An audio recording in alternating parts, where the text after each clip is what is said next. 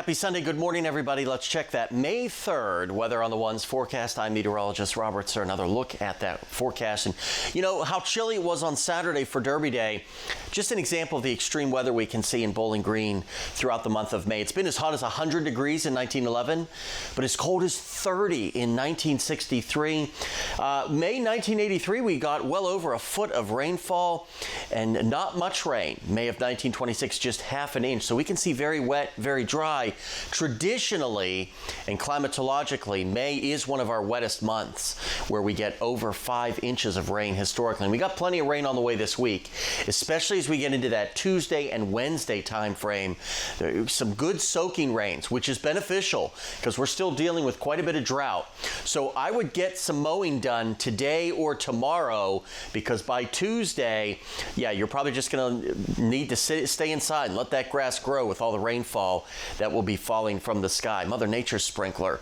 Lots of sunshine today across the entire tri-state. We get toward tonight, and we're watching for that threat of a couple of stray showers. Notice today we're nice and quiet, strong southerly flow, a little bit on the breezy side this afternoon.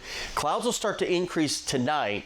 Then we're going to have a very weak ripple in the atmosphere move by in the pre-dawn hours of our Monday. So Owensboro, Morganfield, and points north could get clipped with a couple of showers. I think you get south of the Western Kentucky Parkway, you're going to stay dry.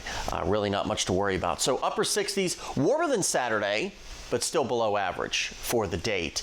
As you see numbers here, a much more comfortable day.